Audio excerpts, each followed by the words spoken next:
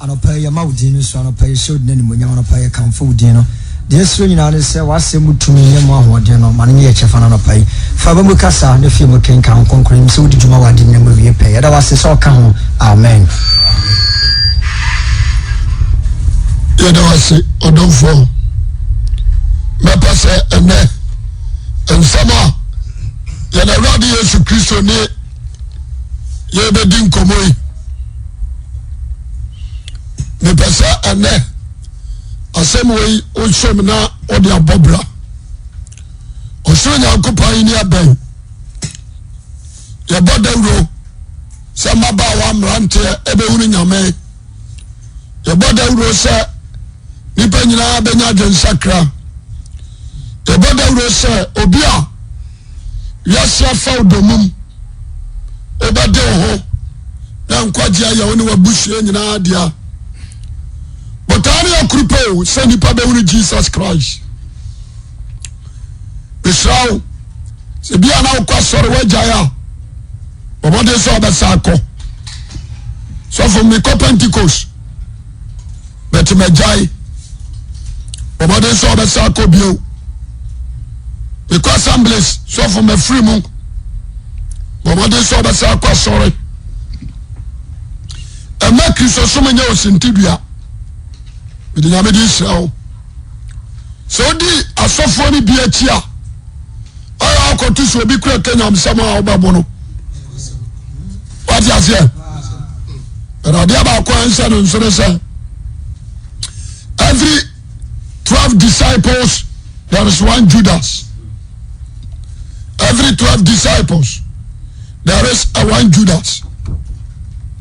Enti bomoden say efri na ekre ore ba manya miye na onso akwasore a ebaboa o emo bi na da emo bi nsuntu aso emo kwa asore kwa de na manya asore kro no ye tefa ewomu no anya physical thing ye tefa ewo asore kro mu no anya physical thing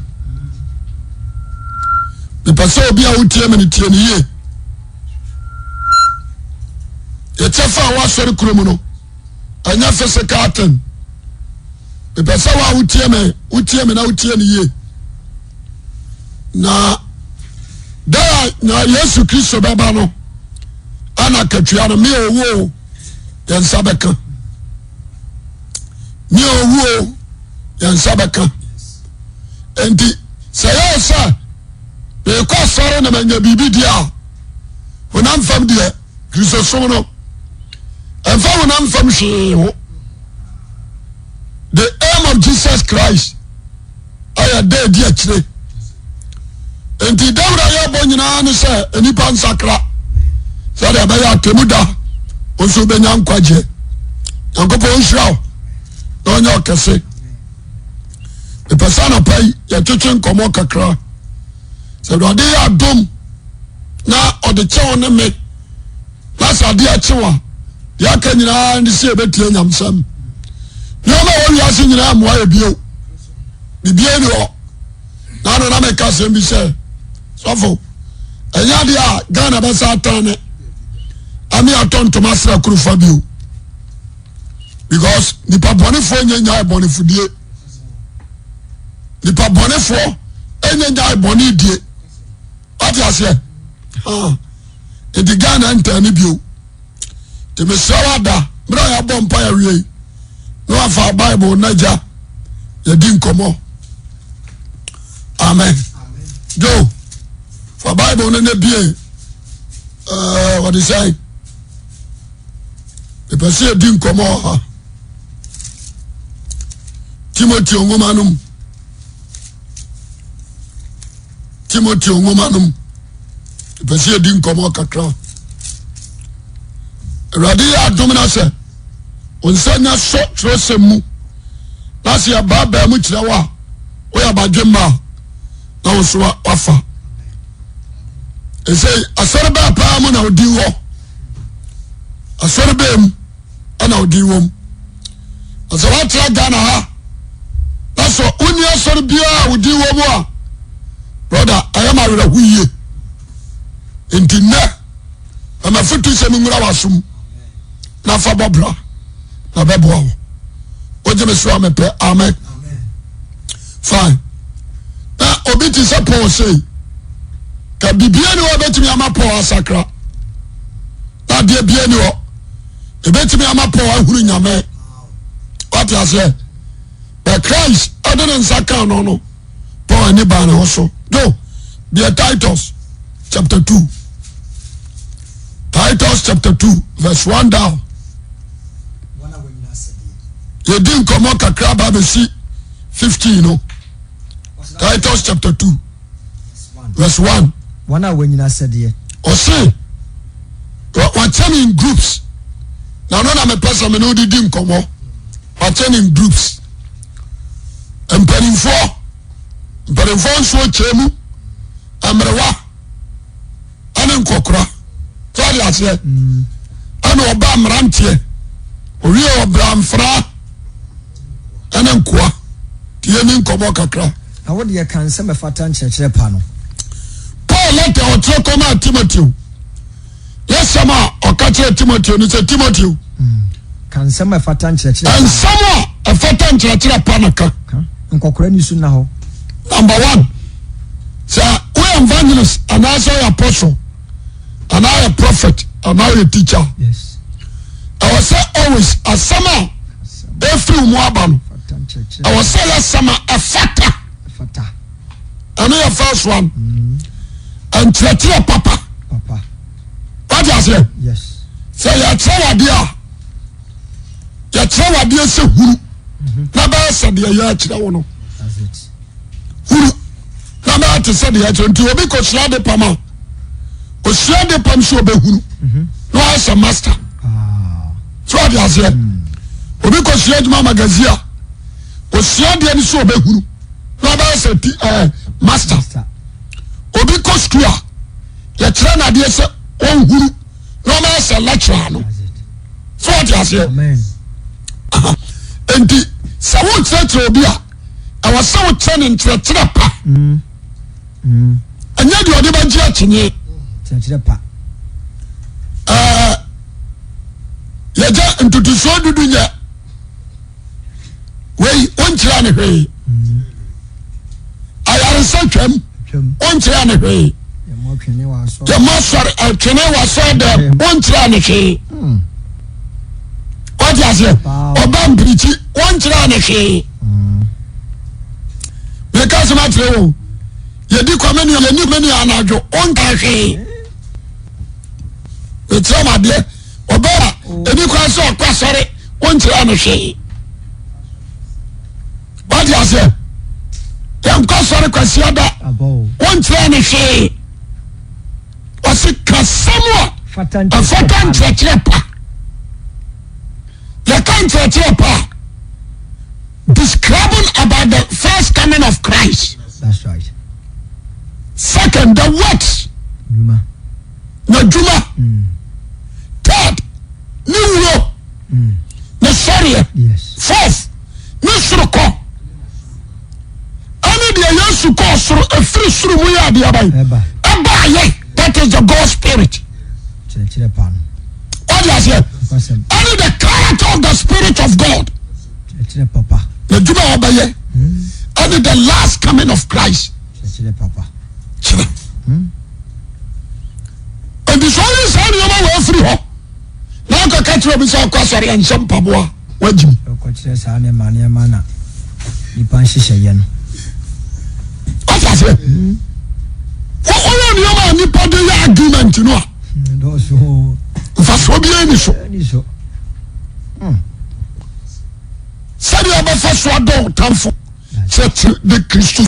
no And the Paul later they come at Timothy no. Was what they cast a fatan chepa. Ori anu cast match and kokorafo. kokora ni su na O say teach won teach pa amen. amen Said you buy kokora. Number down. Amen. amen Was prophecy and answer. On Google Fiaguno was in Penny Phone Swadae. enti so ani so na wa so ya je do se katra mpanim fo cheche ono ani so na ho to aso kai wana nimu nya dru na fa se de baya wo mo nim nya hare awo mo fra nim amen na mo fra anfa antiche o manim wana dwene monte o ja se afei akokoro ni teach no no nya sound mind amen amen amen onya dwene mutie on se de sitie teach no na nimu nya du o ja se na dwene mu nya de ente wono honya won den na tira no monya spiritual strength no honya den Holy Spirit mu amen gidie wa ba bia na ho de ni nyina gidie odo ne boaseto fam ana boaseto afam tikura emere wasu mu o zari wasi aka no gidie odo boaseto fam ana boaseto amen amen tira won kwaya akokoro be wusa ni gidie se wei obabam na odo ade ma wade awo do de ma me kan say enipa obame amen what you say no odo de ma tamfo won fe onsanya dwumedian because akokora ade won asem she ni tirimu a eya no me de ma wa bofra what you say sa akokora nyina wa ayo how the mouth no kwasem pa sa akokora bi kasa woman no obi na no anu odome and this 3 points ana Paul aso di ma Timothy obi na se ne honya den wow ahoden no so Holy Spirit and what tell me mama yansa ahoden no di odo ne boase enfiri mu mra what I say and to say me kwa sorry na man trampa ni mfuo sei memoir amen amen se say no akodum pampanso a anioma ya giagu owi a obakasa mi nso akere mmerwa emere nso mu wombra se de fata nipa kronkron kari ase owi no se hwe Timothy se mmerwa nso sai abrabon wo mo no se de fata nipa kronkron ni sekuru ti asem ni wo so ya wo mmerwa ba bia pie Bible mu ambao amen amen no wayere no ya brewa no wayere obua ni kru ama ni kru tibe be nya adom wo nyankopon ani amen no wayere yensa sa de no nso number 2 Abraham yere no ya brewa what I say ojina number 3 Manoa ne yere no ababrewa poso what I say wasa brewa nso nya dai emu wombra se de fata nipa kronkron omu wombra se de fata nipa de bai enti ya de mrewai atu maba wafo awo Peter woman Peter atem first Peter ya de mrewani suban atu maba wafo yes kenkabra First Peter chapter 3 verse 5 First Peter chapter 3 verse 5 kan be 6 osna saa so na tete emma kronkron na wode wo ho to onyankopon so hyehyɛ wo ho na obre wo asem a wonara kunom sɛde Sara ti Abraham frɛ no owura no ɛno so amen so tie quotation ya we anya abafo ma no waka wa basam no amma kronkron ebi te sa what is Sarah ɔno ɔbɔ ne di wa yes submitting home Abraham after the mirror and the Paul later they come at Timothy was it chira mmerwa mu wombra se de fata nipa kronkron se omu wombra se de fata nipa kronkron yes what you say omu wombra se de fata nti abrewa bia no we oldest lady ya maba wa abam ebe showa dia ba asua hwe abla bo no tasemi ento the same one abaye asana ho ade mama ba wa aba enti Paul to de Timothy se katira me waso mo mbra se de fatani pa kronkron ni sekuru number 1 se oya brewa na wonyamani na wa no help o hwe won kiragu ani die bo sabre wa kura tifie no en sekura ne nana no hwe no nokre what you say ne nana no dinatam and the Paul is very clever o ka tell Timothy katira me wa ne se omo bra kronkron oni sekuru abrewa eni sekuru onye sadwiam number 2 anya sadwiam what you say and fan show bonto you free amen because sabre one dani ko insania oni anidie ofie osoma nkwala akro mo nko bia nko what you say and we watching emrewani nkokrafo no agina be say good teaching shisho o ka sabre wa so obedi ya unka hwe o ba kwa brochire unka hwe amen erade ba ma okuru onu wa twama firi ho na akase ahona mfama de na ade ma no amen inshallah ni jesu ami anu asiri ho ono hu dia krokora we twam what you say and the teaching sa o se de man panimfo de ma won no de ma wo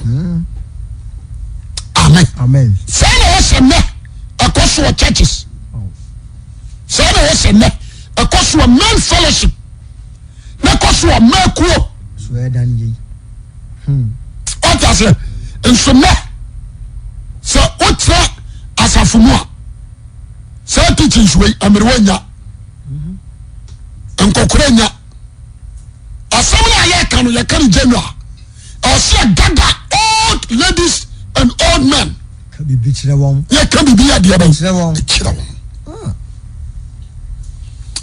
amen to aso kai wose woni sekuru onye nsadwiam onkyere nsempa abrewa bi anso a good teacher also a good teacher said ya kokoro bi ya teacher no our sabrewa bi anso ya dia ban efiri set watra brabonu mu ache enfia de wote enfia de okron enfia de osonum enfia de oson enfia de osianum what you say our life experience won some kan amen our life experience papa our realm yes amen egadium yes ni padudu fitnem good amen ani kuru ware no okware mansia baka no ho wetima ka bi a kire ho what you say watra wa kosi se mansia ni nyina akoye se wada so tia ware ase won some kan oni kuru kodo kokko wasahwi wa that experience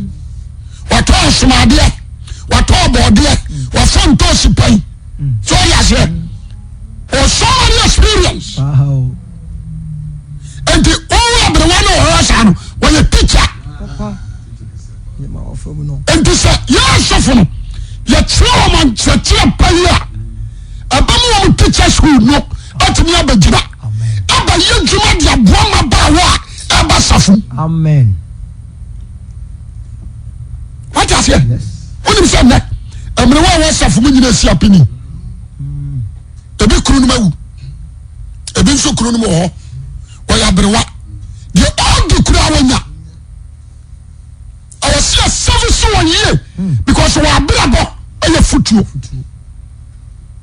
what you say akokoro no onya safu but so service ni here obetumi akochi wo safu mu adi safu anya wo no krepa we all man won some kan the battle is obetumi akochi because abraba wo bobia wo wiase no wabo but the church yeyi nkokurafo ne merwafo tetene what I say they say the abani say ye bo on bayi fare ene ye men kobio wa atere am che na se adabre wo baba be praso dem nipa ma fare asewo omom di omani die ndie what is here nipa ma fare hwe ba bia de aduna kosi and the self your Paul adima Timothy na neck every minister of God. Amen. Amen. What you say? Amen. Amen. Every minister of God. Yes, son also. It may call you married counselors. No, me now you're young. Obi kura married. Married counselors. Churches no. Ebi okura waware. And so kura no onima ware. Okay. So come na ko na o come na company for no by marriage counselor. Okay. Ba ko bia na wo braman. Ayi, abusia kuruwa. Ono ya marriage counselor so muniku. Counselor. What I say? Enti adiama ko na pese, atia from untie ni yeni. Titro me papa no asofo. Amen. Amen. Yen hwan kokorafo. Nimre wafo na wasafo no mu yie. No mo ya teachers adama wo sofo. Wo ye, jemeso amen. Amen. Any safo manu Adam. You need to respect them. Amen. Amen. Asampa na makatro no. Go to aso. Was one church in Sempa no what that emabawa adwim ama wado won kunu. On said was second. On said was second. On church in Sempa. No dia temaba wa dream. Ama maba wa na do won kunu ne wo ma. Wow. Because wa hwen kwada e me bia benya 30 years. Wa hwen kwala me bia benya university. What I say? And that lady, that old man, more life experience. Where the church, you know, that one saura. What I say? That one saura. To don't saw that trust you when we saw on town. None of the one that can it no dear. A told me, I was see a beer pint. My son, one, it's me back out. I say life experience. Okay. Yabefro obi so mama preaching some man mu ani afre obi a or 35 years. They were in school na no ate. So me 2 years for na brabo me 2 years 35 years. Oh no, they On family bi am do. Ana no lady bi. Mra na wa pam dadam. Ona kas mi see na gate na no.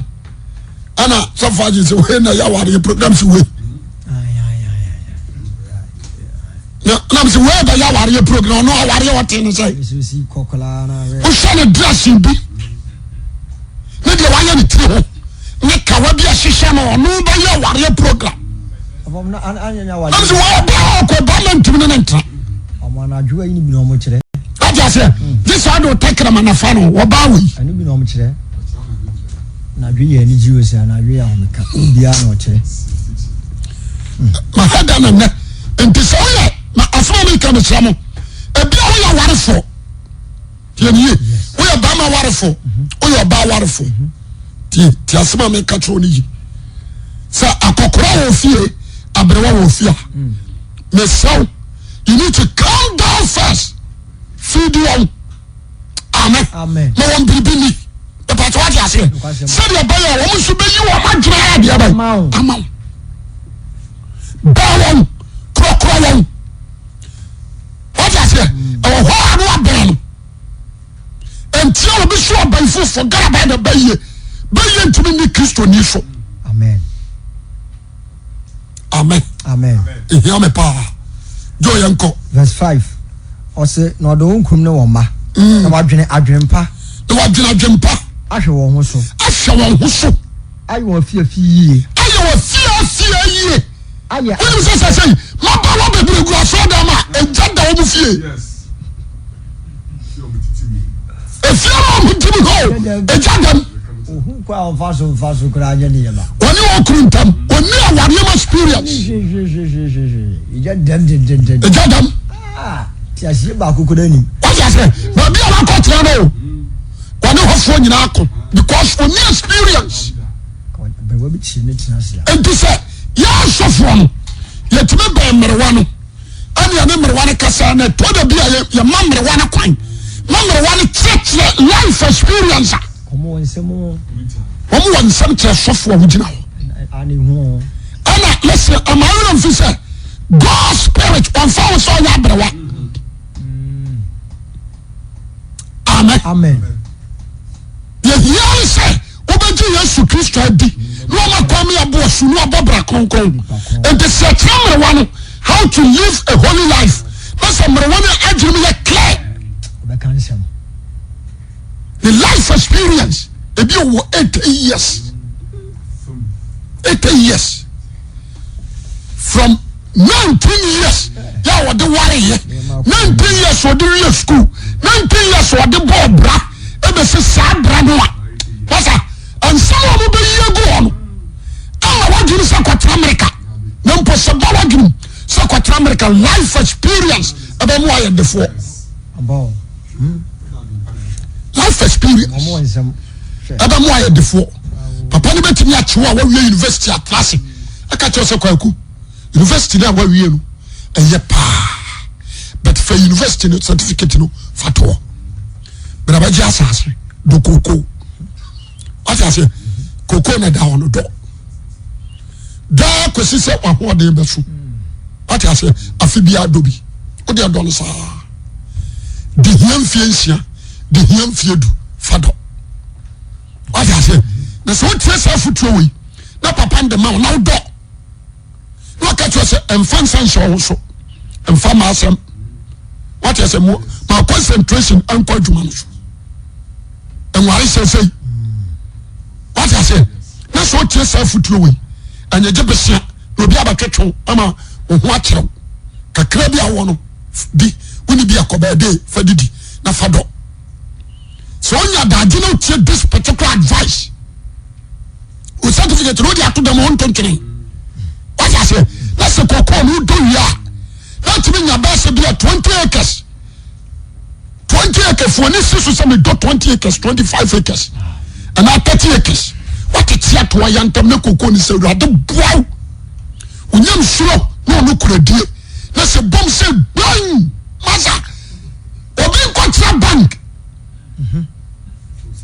Because all you say, who's sending in our body and a bunch? And I had a fast and none about how. A year by year, because it's a cocoa, the best I can say, also. Me see. One application corporate commercial bank adwuma no mo pay no afa only have a full certificate no what I say only certificate no ba hia ba be fa o futu de man o futu no o ba chama fai o ba sit down kumase bank ma dan o ba sisi ni nyina kokko sika ana kranti fai ana kura no a on sidan set very sidan what I say ana kura no on tiri sidan Krono and then Kokofona Yatu Omagu, Amarawana Yatu Omagu, a cow be na ya suffer because life experience from the crown. What I say, a good teachings, a crown Kokofona Marawa, Yatu Omagu. What I say, yes, where can I say? That's already a liberation, sir.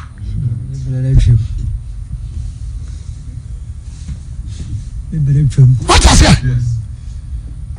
Some obi antie me obi oni abre watraye no oni akokora traye na bra bonko obi abre watete he na akokora tete he na wonyiri ye wo mo nsam no sani pana dwuru mu do sani pana bra bonko what I say age de wonjimi dada Amen. Me pesa Ghana for sankofa enya de bone o. Sofo no no be jira preaching. O preaching be di ye. What I say? O ba kwa broche. Teni o, udua ne bafu be kan bafu. Udua ne chenchen, o be twa ne chenchen. What I say? Mo abo ma hotefo ano ma no. Wana na ma for the boss no onyankopon wa apam. What I say? sika bedu de bet bi ama sika so botom nyina wayi di ama sofo enti ni pa ne kono wa nya de sakrase ana senso ni kru ama makoa na man sha na mu oh my goodness the fuck mama man de foma urade good no no wa ka we nyina ma man wa ma dudu ama no hwa ni mu di ma wo susukuru wa wo di susu no oba mi aso ma na tata so my god that was sabaka only potential si fia wa yie se no gwa no fia o no gwa what is here owi a who anim sa was today erade the man abe free so abra no ma baji so ye what is here adia ba ko na pentino eni pa ni tia so dem wa who the left and right me call me see amere wani a waso dem ho no more experience at a soft one na ye gina on a fa ho no fun experience there what is here mane ade na me ya me kunu betimi ya ja me ma ware me ni kunu na tie me nya de boni bi ade betimi pese me bisaw why old lady ade na me ya me kunu betimi ya ja ma ware no atwepen de o kan bi ana wo ye de o twe what is here wakan watwe no bisa mu question no wakan no watwe no bisa mu question no wakan so what is here ma me na de na wo ye ntu kuretimi atra wo mu anya mfie duoso ma ware mfie sei wasi ye 57 years ya ware yim amen what is here no bisa enti na ukuru ampama ba ma ba na ampama opama papa na fe obetrel experience odinya ya ne kuru free mensa oni ne mapam oja se enti si hona wo kwa apola wanya no atandi akwasi aba sofu to papa so aso dem ho ukuru nos one day ya oh masa wo ko ona wa bro ti awari ni ku ya na ewu o awari ni ku ya na egu Ghana had the same thing asofo ni ja na wo mi ja ma wari what I say me see assassin me kan na be very serious mama fa 4 minutes nka ho do ya ram ran ti asofo ti o de ma e maburu ne nkwa asede wase maburu nkwa asede wase akwaya Timothy mfaso teach won emrante azusa na tuomfo wase mrante asafu ye hear advice na wonwa adwempa ojina so na pa amen emrante hear advice ye hear counseling so ya say ye sisu say ya brante a ahuhudie wo ya ni so ambawo enu ma kasia big awu ya ni so wọ́n sẹ́ obi yẹ adwuma yẹ tia ne ka 10 million 30 days make a month or 31 days make a month yẹ tia ne ka 10 million no the only 5 days o de 10 million wọ́n ti ase asampa na ne kan o ti asem ni o de TV o wa 30 million that's 30 million graduation what I say oya branch afan wo susu agina woni tim nyina fashion ahusam teni e was me nya girlfriend back no me na tra so what I say young boy e bia me ka say me papa asidan o Ashtown amani one room but want me for girlfriend na we feel hon tino o so ko hada ko haibo baby asa amage no I was so no ko hada no to free ni papa feel okay ko pen kwa say what church mrantiam so tuamfo awanya adwempa na wanya adwempa na bibia la mu no wenyi won wadi so mrantia wa safuru mu no anya adwempa adwuma ye nye onya ambawo amen obetro ho firi ma ho na mso bekata wa koma so what I say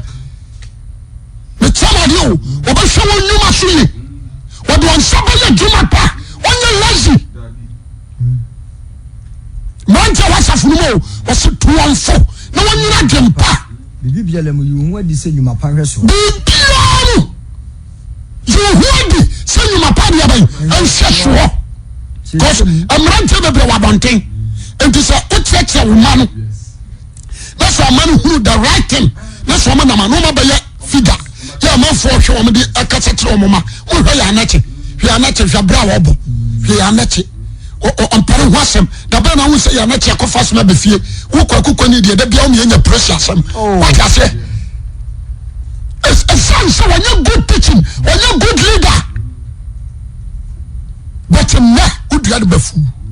Wo be twa de bafu. Afarmo.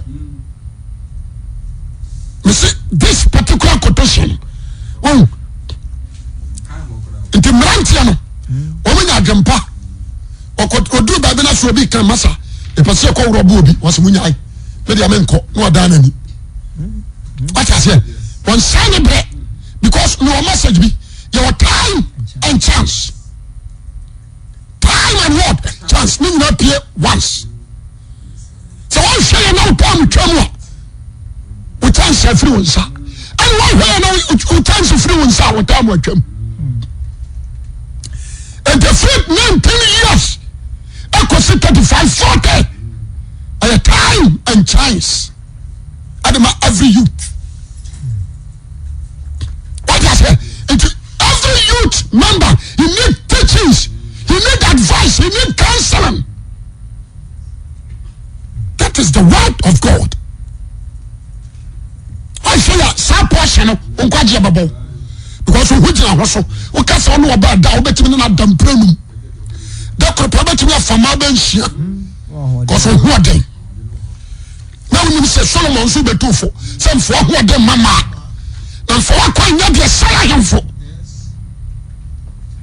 what I say and to be very extra careful. Timothy will need to for Paul let us talk about Timothy or some lunch and move from send it to me send you my parents and she will pay you. What I say we are young boy and was so we also yet teaching sir. Obi a show appearance no have teachings away no dey adjust okay good character you do what than super you should see how from bro no so there is no bad record tieni ana osesen osin cheche mu payo anim duro asempa e ya onya ho asem bi ankadi what I say eno kan asem bi to aso wose if you say oni ya ho boni biara ka that's it tia semri enti no sanka force yan kan tia mrantie so mo ka wo mo bofo mranti brem and what I say na bonen ansana na bonen aba udu ase wose so yi eni ma padi ani dom ni ahobrase ni nyam surom ni no kuradi nyina ma de wa ni ya nya no ba fare isi wonye ho asem boni biara nka ana no pai Timothy let the Paul talk come on. So often tun kokora. Amrewa. Mrantie. Madawa. Then two of any. Many are I have said it. Said this particular words. Yafa. Now you be a gab. Said you be a mrantie. Say we are sick. Almost from mrantie no. We are sick. A man wa mukwa ye. We should mrantie. Ya wura ya. Omesi sukuu mu yefre ba bi katanga ho asanyene she mrantie obi ba wa ko sukuu ne ba ma daso wakata daso obi krum bedwom odin tiso anu abuafuni na ne ba ma daso no support o what I say it is so power nyanchetra o fa ne nko se okoto because sa katanga for no mo bosom. What I say, Katanga is awkward. Only in Aguram. And this is a spirit in the Rama, the Awuah be a woman. And now, we didn't do us off. Mama, you will do my Christo be a say and son. Now, the big young family, the uncle differ. One Shabba Coco Jura, the enemy, no catches of Fribiso. You made this one, son. One, Yabisha, Rabino Cassi, when you Christo. Amen. Amen.